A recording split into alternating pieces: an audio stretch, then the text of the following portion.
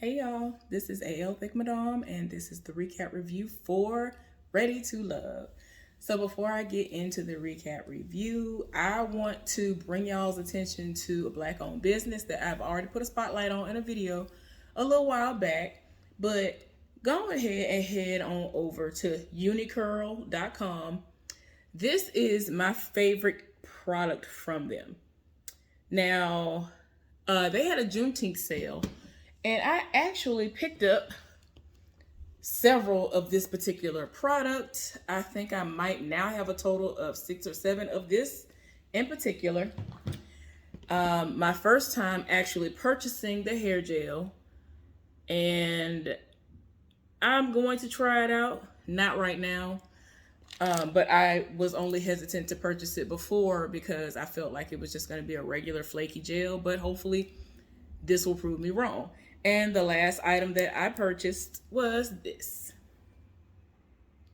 I use it every now and again, and I think I have 4 to 6 of this.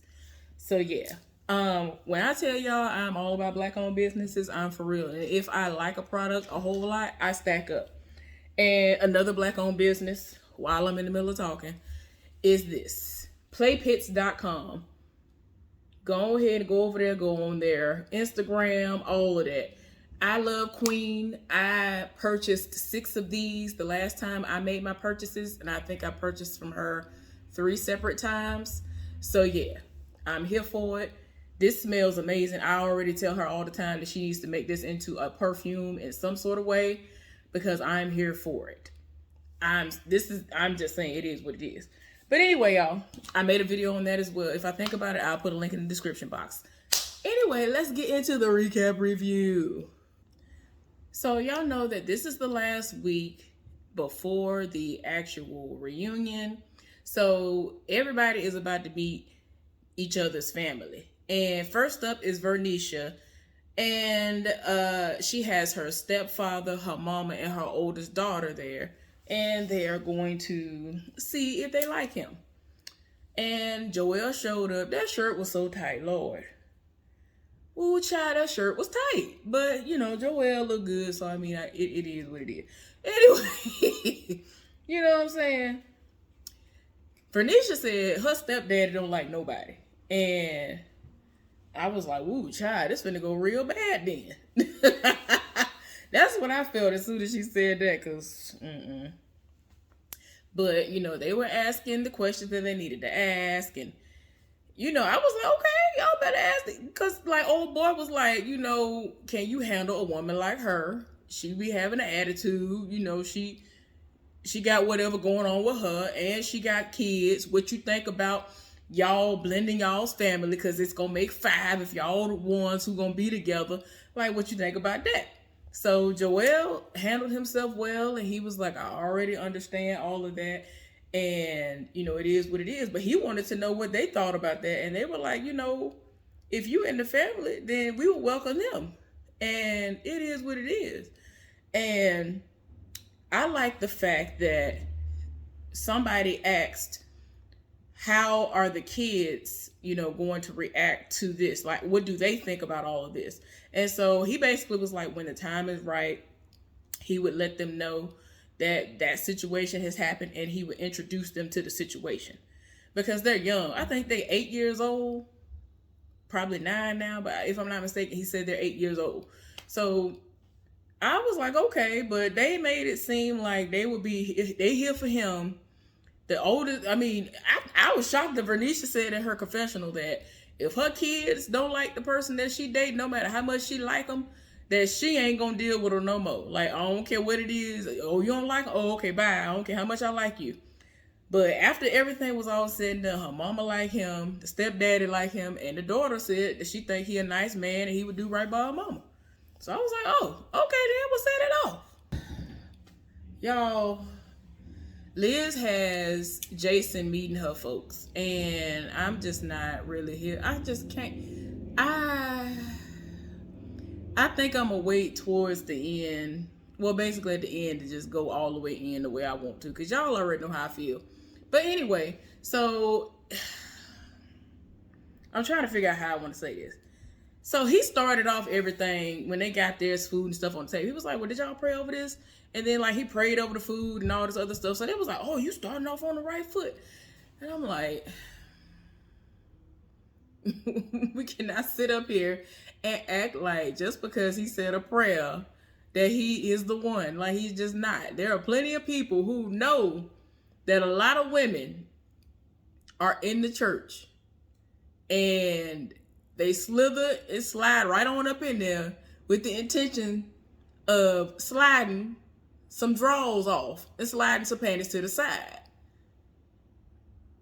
Let's not try to act like we don't know what's going on here. But anyway, I'm trying not to do it, but it is what it is. So anyway, you know, everything seemed to go well, and you know, he felt like it wasn't an interrogation like it normally goes. Like, it went from, you know, normal questions to, you know, it seemed like it was genuine, you know, a familiarity and them becoming somewhat like family to him because of the way that they were treating him. And I was like, I mean, that's cool and all, but like I said, when I get to the end, I'll say what I gotta say. So anyway, Amber is meeting up with Chris's brothers. Now, I think there have been people who said they don't believe that they are related at all. And I'm like, I don't know.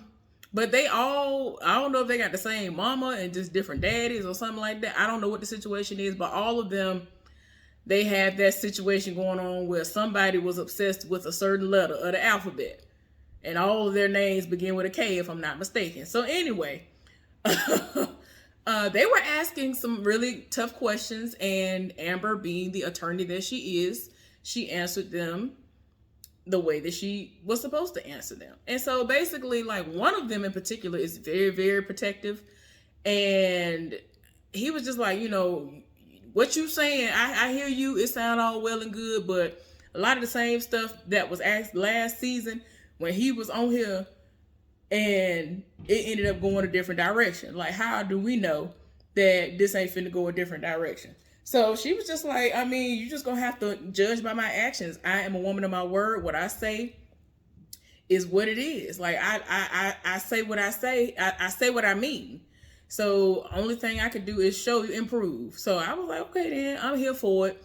Now, a lot of people feel like their relationship is fake and their interactions are fake and all this other stuff. I don't know. I just know that Amber and Chris are beautiful together. That's all I know. That is all I know. So it seemed to have gone over well, and Chris felt like she answered everything amazingly well and that she had his back and all of that. So I was like, okay, Chris, I'm glad you're here for it. Hopefully it end the way it need to end. So Kyra is going to have AJ to meet her mama and her friend, who she basically is really close to the point of where you would mistake them to be sisters. And I love how her friend set it off. Like, she's seeing through, basically throughout this whole situation, she has been seeing through AJ. She has been asking these questions because it's like, okay, you sitting up here telling them, oh, well, I'm dealing with this dude and I still don't know if I can trust him with my heart and all this other stuff. I still have these questions. I still have these doubts, but we trying to be together. And her mama seemed to be all the way here for him. And I'm like, are you here for him because he dark skinned? Are you here for him? Like, a lot of people be like, oh, that's dark chocolate and he bald. Ooh, and a beard. Ooh. And they just go off. I'm like, is that what it is? Or like, what? I mean, I don't understand what's going on.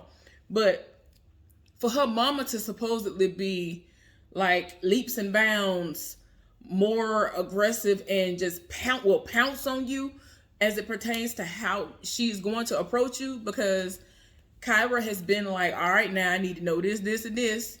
And people thought she was tough. So she was like, well, if you think I'm tough, my mama and my friend is way worse. But yeah, that friend proved to be true as far as that is concerned. But to me, her mama was just like going with the flow and was just here for him. And I was just like, okay. So I'm glad that she did explain that they, you know, tried to date at one point in time and it didn't work and all this other stuff. But her friend was here.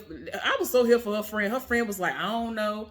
It basically wasn't sitting well with her. And she said something about like, are we meeting your representatives, or have y'all's representatives met one another? And all, like, I'm just like, yeah, the friend better come through. Because the friend was asking everything that needed to be asked, and she was seeing all the way through AJ. And I'm just like, the mama was just sitting there skinning and grinning, and I was like, girl, no. So anyway, Amber is now having her family to meet up with Chris. And everything seems to be going well. And it seemed like they was going to really go hard, but it wasn't that bad. And so, oh, it was crazy. I forgot when I was like, woo, child, you had to do that.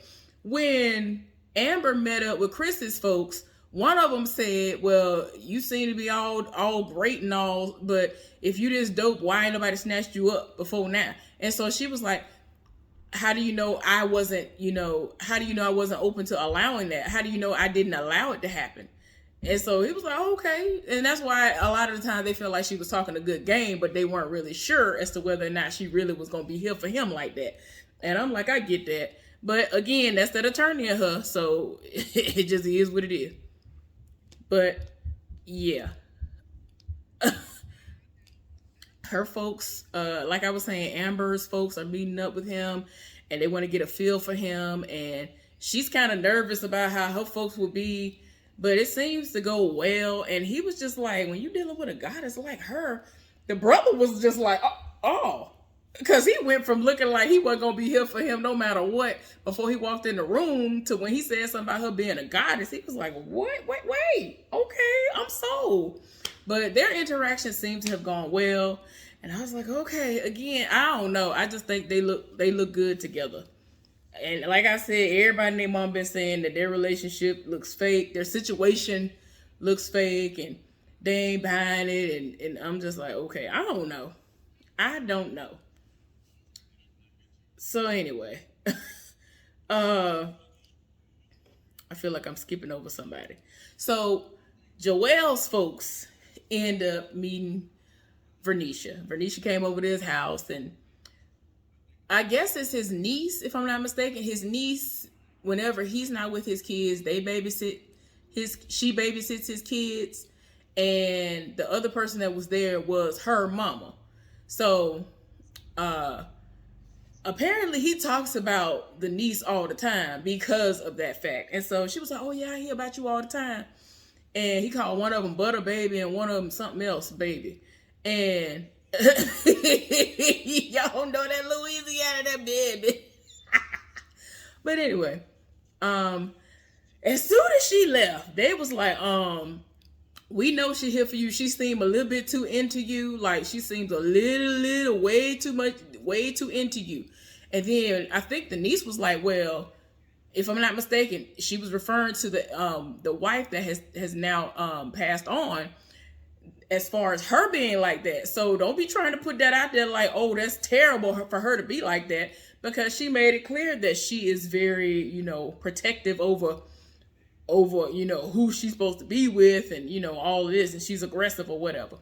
But when her mama said what she said, she was like, that niece was like, look, old girl was like that. Your wife was like that. So don't try to act like when y'all first got together, your wife was exactly the same way. So I was like, uh-oh.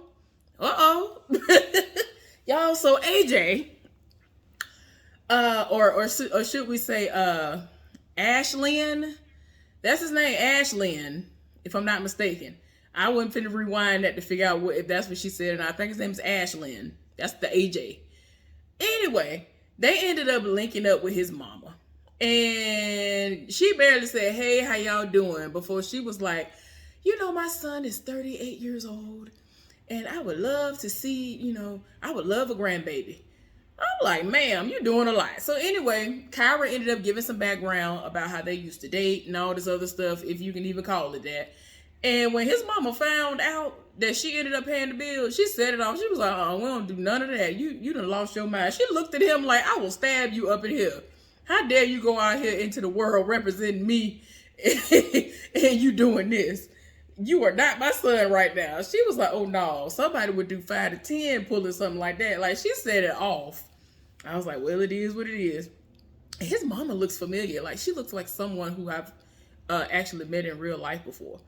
But yeah, they are very unclear about what they about themselves being together. I'm just like, why are we here? Why are we here? And it's like she's like, oh well, we've gotten past that, and we're trying to figure out if we should be together and all this other. I'm like, girl, I don't understand why we here. I'm tired. And like she lived for his mama, but I'm just like, but girl, do you live for him though? No. Oh, okay. I don't understand why we're here.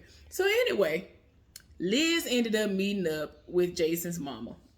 They're having a one-on-one, and she is, of course, grilling her, wanting to know if she knows how to lead a man without him knowing that he's being led and all this other stuff. And Liz was like, I've never been married before, but I believe that God would be able to do that.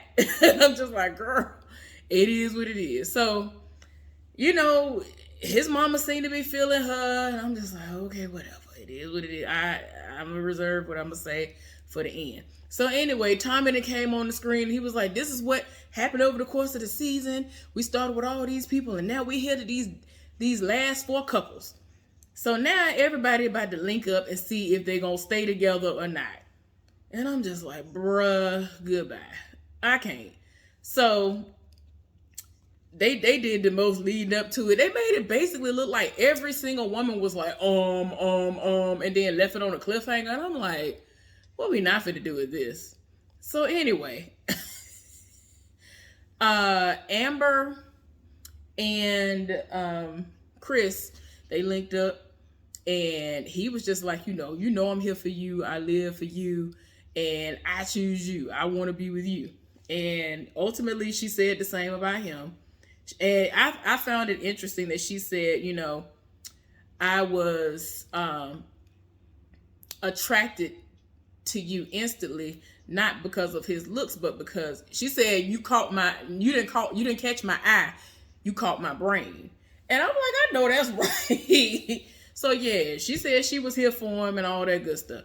Joelle and Vernisha linked up, and he was like, I'm choosing you and all this other stuff. And so she was like, he was like, I want to know why you choosing me. And so she was like, I'm choosing you because I've always chosen you no matter what we've gone through, and we've gotten through things.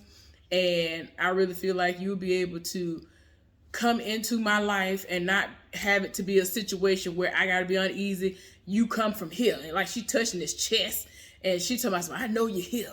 I know you're here, and you're real, and you're from the heart. And I mean, she basically made it seem like, I feel like you're real, and that you really gonna do right by me. So they both chose one another. Oh, okay. So then then they kissed. I can't with the kissing with them. The kissing just always seems like forced, and it always seems like production was like, all right, now we ain't really seeing y'all kiss. Y'all gonna have to kiss. And it was like, do I really have to kiss? I don't know, because for me, there are actors who do this for a living, and they will make you think that these people are together in real life because of how passionate they kiss. And my thing is, no, there's not going to be passionate kissing all the time, but even with the pecks that they give one another, I just be like, no, I can't. Like, this is the somewhat closest that they've gotten to half of a believable kiss, and I don't like that, because I'm rooting for them, but I don't think it's happening. And I'll tell y'all why when we get to the reunion. But yeah, they chose one another in this moment. It is what it is. I already told y'all about Chris and them. Jason and Liz. I feel like they keep setting up Liz and Jason's scene for it to pan out the way it does. Because she just standing there. Then all of a sudden he come from behind her. I'm like, what in the... Like everybody else, they came from different directions and were facing one another. All of a sudden, it just seems like this fairy tale situation. And I'm just like, what? I don't know. I just feel like production told her to go that way. And then he'd come out like 5 minutes later from the same direction.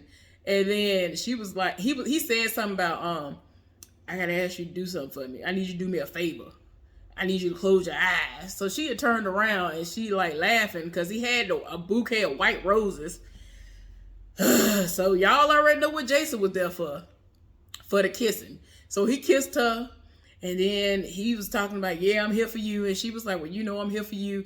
And I'm just tired because I don't care what nobody say. Jason is there to spread butt cheeks and thighs. I don't care what nobody say. He is not there for love. I do not care. Every time you look up, he was trying his best to get in where he fit in, because he was not even in the running when the show first came on. Wasn't nobody checking for him. Alexis looked his way because she knew of him because of her child. Other than that, wasn't nobody checking for him. I don't care. Nobody said it is what it is. So anyway, I'm just saying, somebody just roll back the Beautiful Bean footage if y'all think I'm lying. Wasn't nobody checking for him. I'm just tired. Like, no. But anyway, they really keep trying to make it seem like it's a romantic, real. I'm not here for this. I don't know what it is. A lot of people say that she gives off this motherly vibe, like his mama type of motherly vibe. And I'm like, I can see that. I can see that. And I ain't trying to, knock her, because I know she really does want love. But I really feel like he says what he has to say in the moment in order to get things done. You know he want them thighs and butt cheeks to spread. You know he do. I'm sorry. He is not finna be sitting up there praying all day with you and in the church with you all day. He trying to be up under some sheets, in between the sheets. Oh, I like the way you receive me. Girl, I love the way you relieve me. Come on now. Coming on strong. Sweet darling, in between the sheets. Come on now. Ow. Eyes, brothers, come on now. Oh, I like the way you receive me. Y'all, I'm sorry. That's all I see when I see him. He really looked like one of them horny dogs with a little pink thing coming out because they in heat and doing the most. That's all he give off to me. That's all he's ever given off to me. And I'm just like, not here for it. I can't. Kyra and AJ. So Kyra walking, and then she walks into somewhere, and there are candles lit everywhere, and it's a nice ambiance, all that good stuff going on. Oh, y'all, I was gonna forget. Wait a minute, I'm glad I did forget. Tell me why. When Kyra's folks were talking to him, he said he felt like he was being what's the word? Interpreted or something like that instead of interrogated. I died laughing, but I can't read because y'all know how many times I'll say something and mean something completely different, and I know exactly what I wanted to say and something else came out. I was like, what? You're being interpreted? What? Or whatever it was he said, y'all. I knew I was gonna forget that. Oh yeah, and also y'all, I really sat up for 2 hours today before I came over here to finally do the video, trying to desperately find the actor who he looks like. He looks to me almost exactly like this actor back in his heyday. And I don't know what his name is. He ain't nobody that as soon as you say his name, you're like, oh, okay. Like as soon as you say Samuel L. Jackson, his face immediately pops into your head. James Earl Jones, Idris Elba, any of them, they just pop, their face immediately pops into your head. This actor, I don't know why, I can never think of who it is. And the only person that has been popping up is, I think his name is Delroy Lindo, but that's not him. That ain't him. And I cannot find who the person is for nothing. But he looked just like him in the face. That man looked like that could be his daddy, his uncle, or his older brother. Like, that's how much AJ looks like that man. But anyway, y'all, man, I couldn't find it because I was like, before the end of this show, I'm going to put that picture up. Hopefully somebody will find out who it is, because he used, like, to me, if I'm remembering correctly, he normally would play like this random, like, bad cop detective, always reading the black folks and anybody else who didn't know what they needed to do. Like, I don't know. I can never remember who the person is, and I ain't seen. I'm almost hoping that some show come on or some movie come on that's old that I used to live for, and he pop up, so I can tell y'all that's exactly who he looked like, and then y'all can see who I'm talking about. But anyway, y'all, she walk into the room, and he is playing on the piano. Apparently, it's a song that he composed called "I Choose You." So anyway, he up in there playing, and so he was like, well, I'm playing because you always say I ain't never played nothing for you. Because y'all know he's supposed to be in the music business. I ain't know he played nothing. I thought he was just somebody who, like, maybe an engineer, or I don't know. I didn't equate him actually playing an instrument as being a part of what he was doing. So anyway, he talked to her, and he was like, he basically said he chose her. Well, when it got to her time, she was like, I've had all this time to think, and it's been a process, and I haven't made up my mind, and I didn't know, and I was confused. And she said that she chooses herself and that she ain't gonna be with him, and he did all that just to get a no. I'm like, oh my God. I'm not laughing at him, it's just the irony of the situation. You did all that trying to live for her and thinking that if you make this major step, maybe it'll push her into that direction. And this is something that I don't like about her. She seems to be fueled by what decision you make. So she in turn will be like, okay, well, he said he choose me in this moment, so I'm gonna choose him.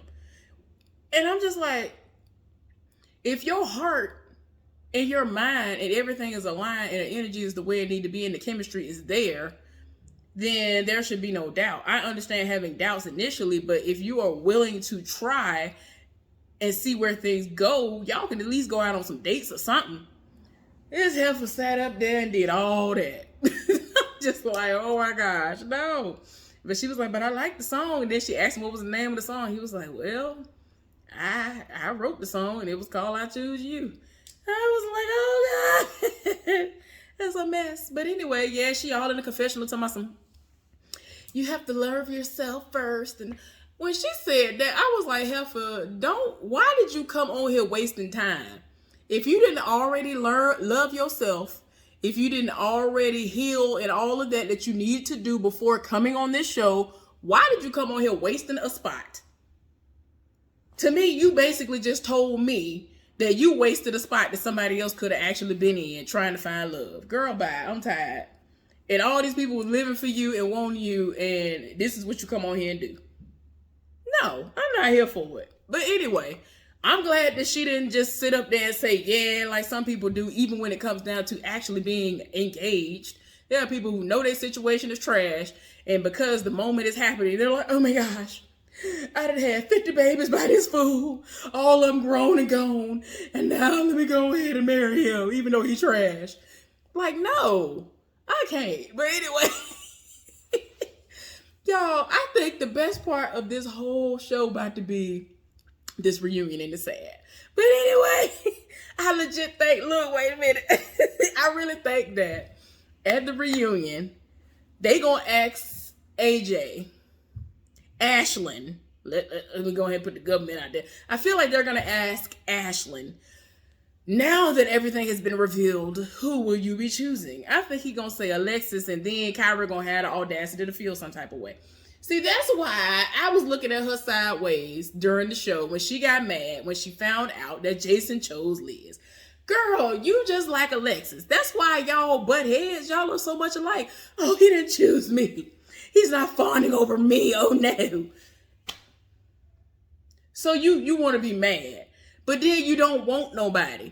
How you gonna get mad because they ain't choose you, but you don't even want nobody? That don't even make no sense. But anyway, y'all, y'all know I'm went on all day.